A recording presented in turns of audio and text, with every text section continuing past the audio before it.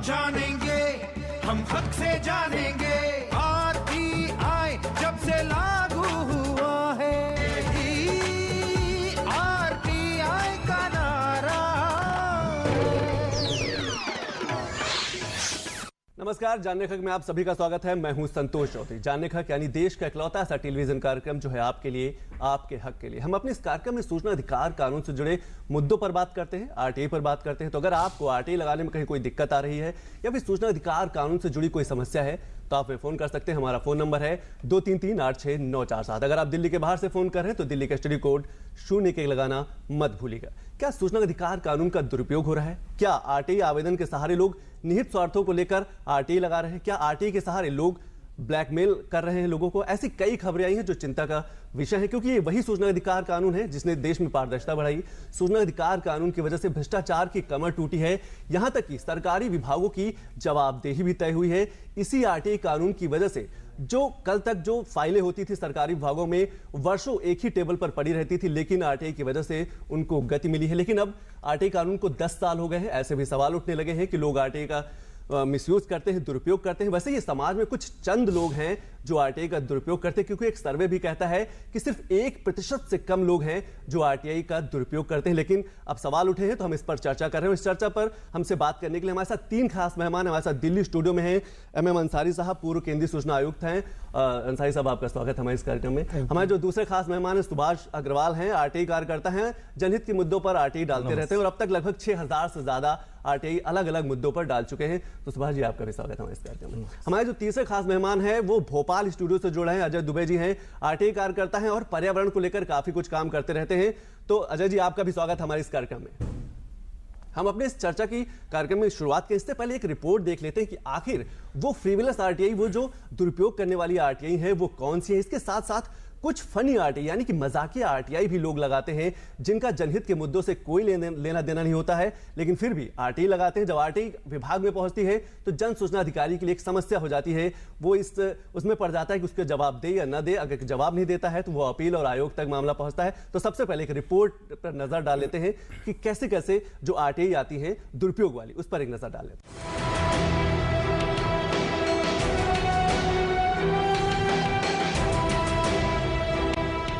सरकारी कामकाज में पारदर्शिता के लिए सूचना अधिकार कानून ने पिछले 10 वर्षों में महत्वपूर्ण भूमिका अदा की। एक समय था जब राशन कार्ड और पासपोर्ट बनवाने के लिए कई महीनों कार्यालय के चक्कर लगाने पड़ते थे। महीनों सरकारी फाइल एक ही टेबल पर पड़ी रहती थी। सड़क निर्माण, विकास के अधूरे रुके काम, विभागों की जवाबदेही, इन सब को गति मिली जब देश की जनता ने सूचना अधिकार कानून के तहत आवेदन किया। आरटीआई का दुरुपयोग किया। हमारे पास शिकायत आई कि इन्होंने आरटीआई के नाम पर ब्लैकमेल किया है, पैसा मांगा है। हमने इंक्वायरी कराई। ऐसा ये एक बिजनौर का मामला था। तो इंक्वायरी करने के बाद में ऐसे व्यक्ति के खिलाफ FIR दर्ज कराई गई है और उसके बाद कार्रवाई हुई है। तो जो दुरुपयोग करता है उसके खिलाफ कार्रवाई होती है। पहली चीज़ तो एक पब्लिक अथॉरिटी जहाँ से सूचना मांगी गई है वो इस बात को साबित करे कि इसका मकसद जो है सूचना लेना नहीं बल्कि इसका मिसयूज करना है। ऐसा कोई भी चीज़ जब तक साबित नहीं होगी तब तक कोई कार्रवाई किसी के बारे में नहीं की जा सकती है। जब तक ये साबित न हो कि सूचना मांगने वाले का जो नज़रिया है उसके पीछे कुछ और है, सूचना प्राप्त करना नहीं बल्कि कुछ उसका मोटिव हो।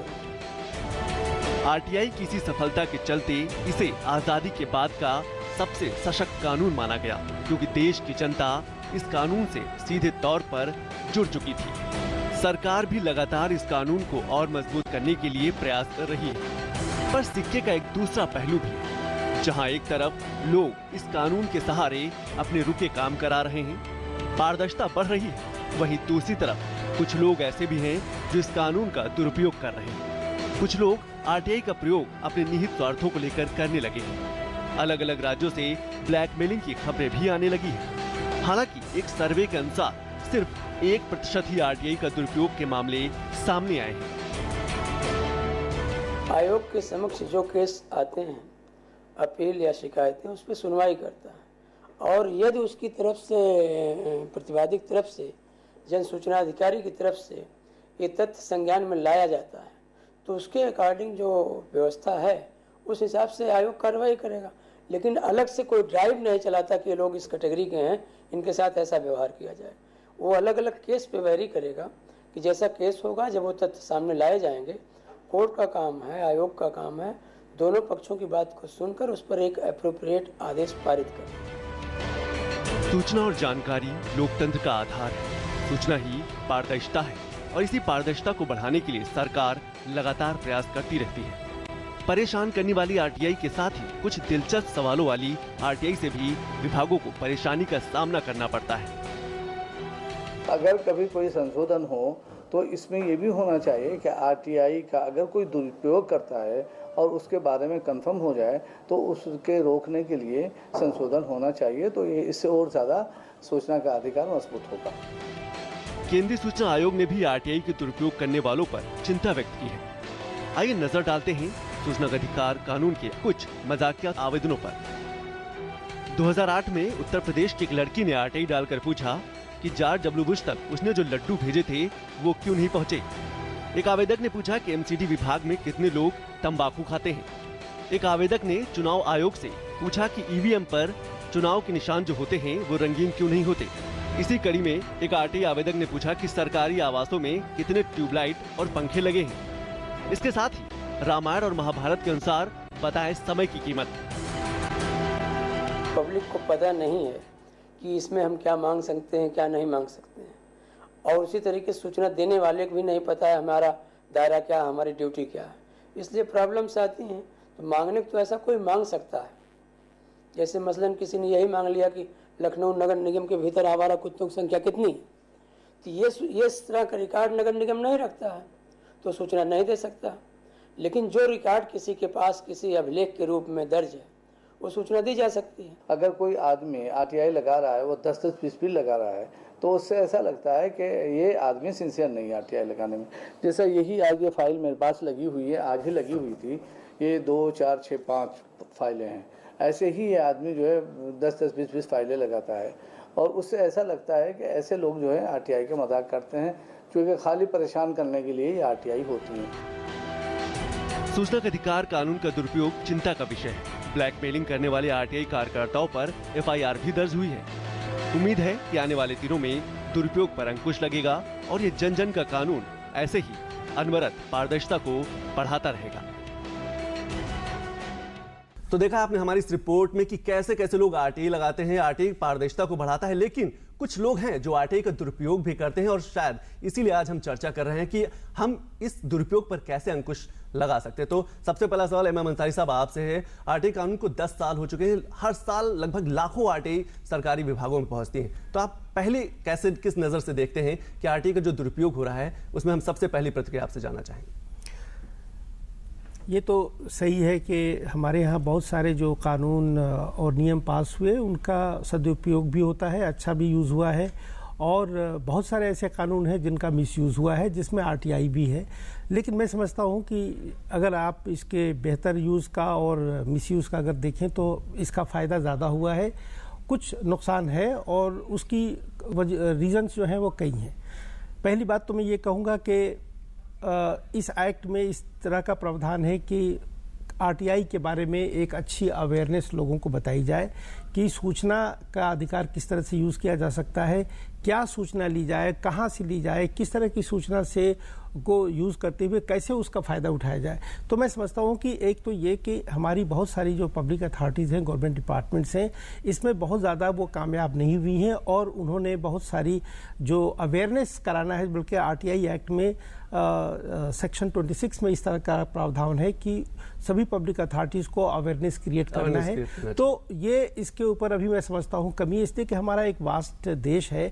दूसरा ये कि बहुत सारे ऐसे लोग हैं जो अभी इलिटरेट हैं, गांव में रहते हैं, बहुत जगहों पे उनको मालूम नहीं वो किस तरह के, तो क्या लगता है कि आरटीआई की उनको सही जानकारी नहीं है। पहली बात तो ये है। दूसरी बात ये कि जो पब्लिक अथॉरिटीज़ की जो अपनी ऑब्लिगेशंस हैं कि सेक्शन 4 के तहत वो बहुत सारी इन्फॉर्मेशन पब्लिक डोमेन में दें, और उसमें ये भी दिया गया है कि किसी भी तरह का कोई भी डिसीजन मेकिंग प्रोसेस है तो उसको कैसे फॉलो करें, तो वो तो ना तो डिसीजन मेकिंग प्रोसेस में फॉलो किया जाता है, ना ही जो सो मोटो यानी प्रोएक्टिव डिस्क्लोजर है वो भी फॉलो होता है, उसकी भी वजह है। तीसरी बात मैं ये कहूँगा कि हमारे यहाँ जो ग्रीवेंसेस की जो प्रॉब्लम है, लोग जो सवाल करते हैं या तो वो एम्प्लॉइज हैं या तो कंट्रैक्टर्स हैं या तो वेंडर्स हैं या वो लोग हैं जिनको सरकारी जो फायदे मिलने चाहिए, चाहे वो पेंशन का है, वो राशन का नहीं मिल वो पाता, इसकी वजह से वो नहीं मिलता है, या मिलता भी है तो वो समय पे नहीं मिलता।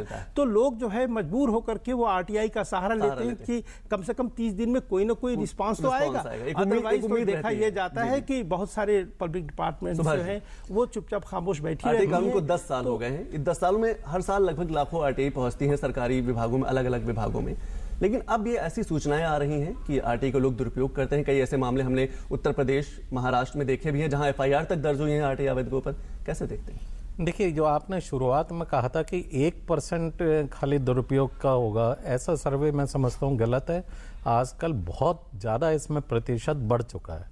दूसरी बात, मैं अंसारी साहब की बात को आगे बढ़ाते हुए कहूँगा कि right to services and grievances bill 2014 जो 2014 का ये बिल पेंडिंग है, इसे जल्दी से जल्दी पास करा दिया जाए, क्योंकि बहुत सारे अधिकतर आरटीआई पटिशनर से इसे ग्रीवेंस रिड्रेसल फोरम के तौर पे लेते हैं।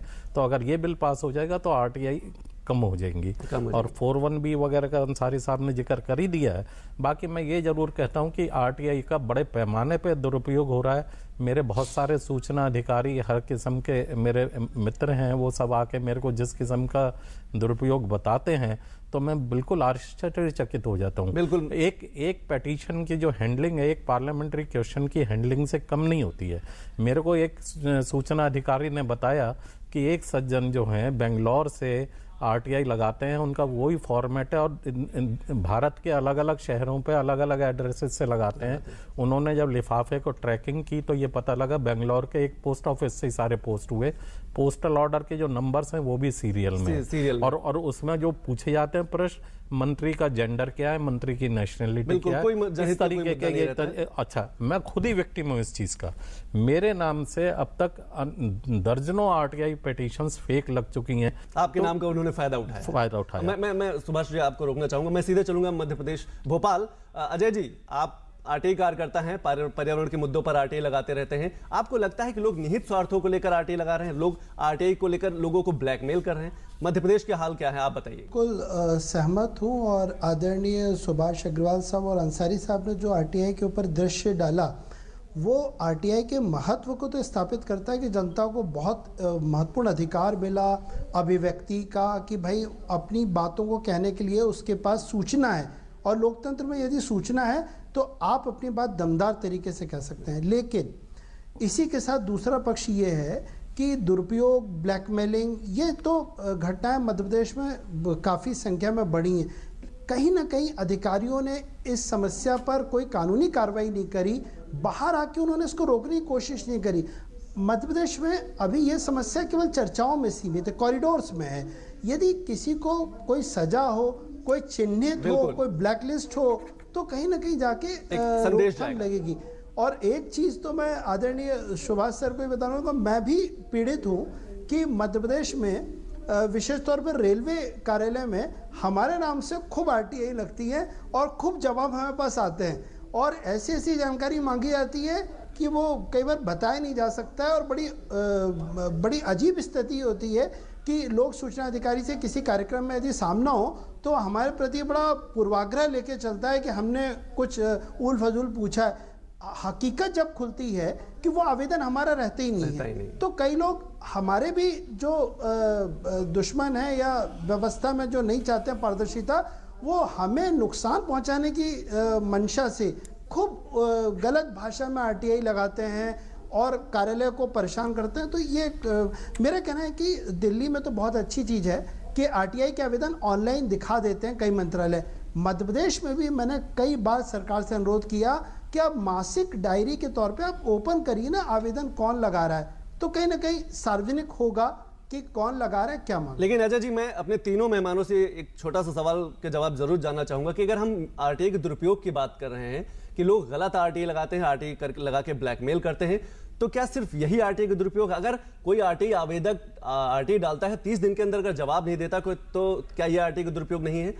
आयोगों में पेंडेंसी बढ़ती जा रही है, लगातार आवेदक परेशान हो रहे हैं, क्या यह आरटीआई का दुरुपयोग नहीं? सबसे पहले मैं एमएम अंसारी साहब से आपसे कमेंट जानना चाहूंगा। नहीं, इससे एक प्रेशर तो बढ़ता है, लेकिन मैं आपको ये भी बताना चाहूँगा कि एक जैसे हमारे अभी साथी ने कहा कि इसमें जिम्मेदारी जो है वो पब्लिक अथॉरिटीज़ यानी गवर्नमेंट डिपार्टमेंट्स की भी हो जाती हैं और सीआईसी और कोर्ट्स की भी होती हैं। मैं अपनी पर्सनल केसेस में जहां मैं इन्वॉल्व रहा, मैं इस समय नाम भी नहीं लूँगा और डिटेल्स नहीं दूंगा, लेकिन अगर आप कहेंगे तो मैं आपको बाद में दे दूंगा कि एक साहब ने बहुत ही गलत तरीके से आरटीआई का मिसयूज़ कर रहे थे और उसके ऊपर हमने डिटेल्ड जो है फैसला दिया, डिसीजन दिया, और उन्होंने हमारे डिसीजन को जाकर क्वेश्चन किया और वो हमारे यहाँ एक हाई कोर्ट में पहुँच गए, हमारे डिसीजन को चैलेंज किया। हाई कोर्ट ने उनको 50,000 का जुर्माना लगा दिया।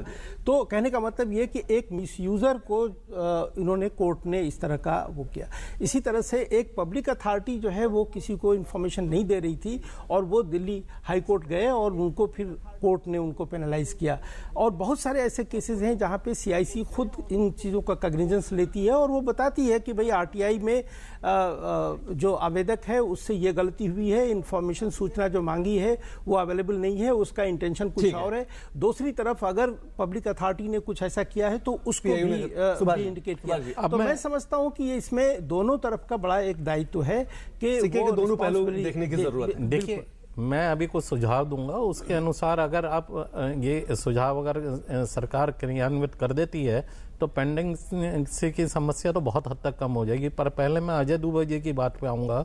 जो दिल्ली में सिस्टम चला है कि आरटीआई पिटीशन और रिस्पांस को वेबसाइट पे डाल दो स्कैन करके, उसका भी दुरुपयोग सामने आ गया।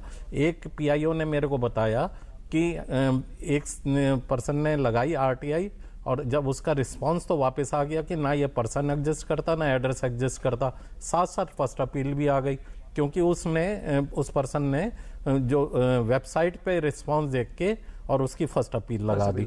और दिल्ली हाई कोर्ट ने बड़े अच्छे डिसीजन दिए। हाल में ये डिसमिस एम्प्लॉयज हैं, ये आरटीआई का बड़ा दुरुपयोग करते हैं, ये प्रेशर डालते हैं पब्लिक अथॉरिटी पे। अभी हाल में एक दिल्ली हाई कोर्ट ने बड़ा अच्छा जजमेंट दिया। कोई स्कूल टीचर थी, उनके खिलाफ प्रोफेसर आचार्य ने एक जजमेंट दिया और फिर वो पहुंच गई Delhi high court. Delhi high court ने उस जजमेंट को एंडोर्स किया।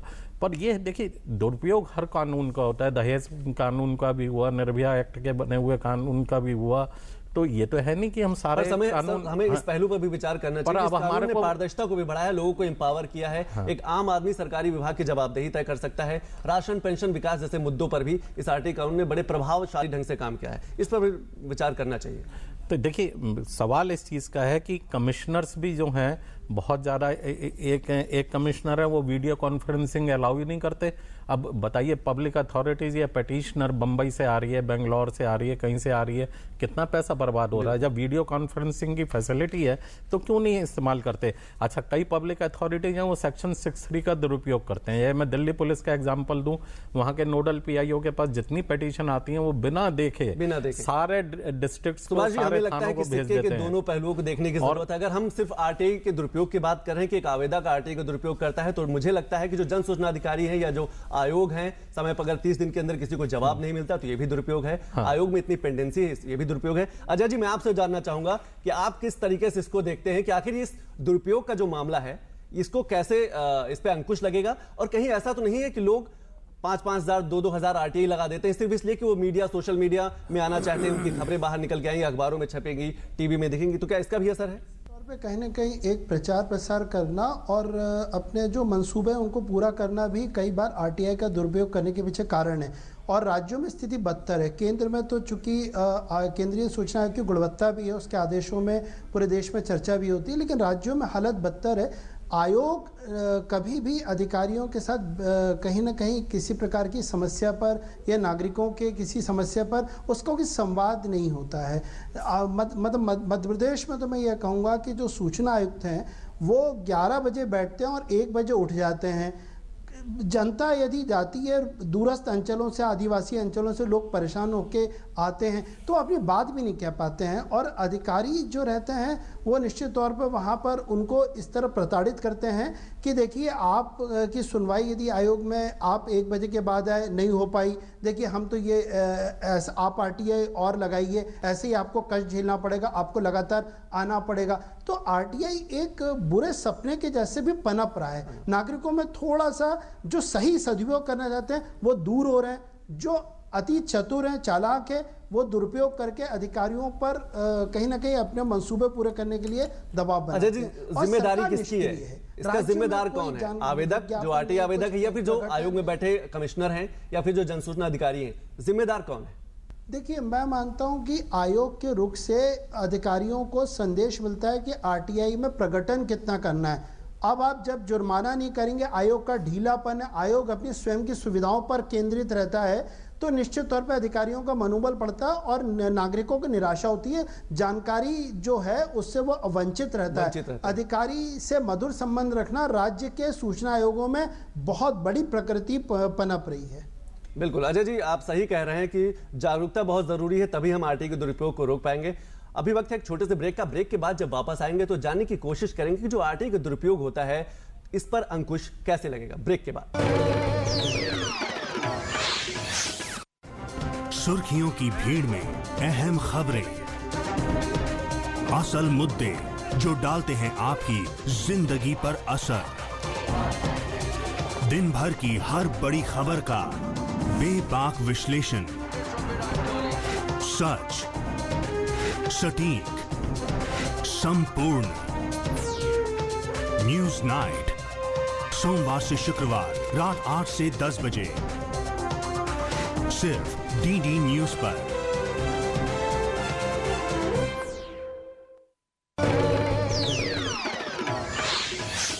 ब्रेक के बाद आप सभी का स्वागत है। हम चर्चा कर रहे हैं कि RTI का जो दुरुपयोग के मामले जो सामने आए, अलग अलग राज्यों से खबरें आई हैं कि लोग RTI लगाकर ब्लैकमेल करते हैं, RTI का दुरुपयोग करते हैं, निहित स्वार्थों को लेकर लोग RTI लगाते हैं। ये एक चिंता का विषय है, जबकि RTI पारदर्शिता बढ़ाने वाला टूल है, सूचना जो है लोकतंत्र का आधार है। तो सबसे पहले हम सुभाष जी आपसे जानना चाहेंगे, अंकुश कैसे लगेगा, हम इस RTI का जो दुरुपयोग है इसको हम कैसे रोक पाएंगे? जो पहले 20 पेज के कॉपिंग चार्जेस हैं उन्हें बेसिक RTI फीस में शामिल कर दिया जाए।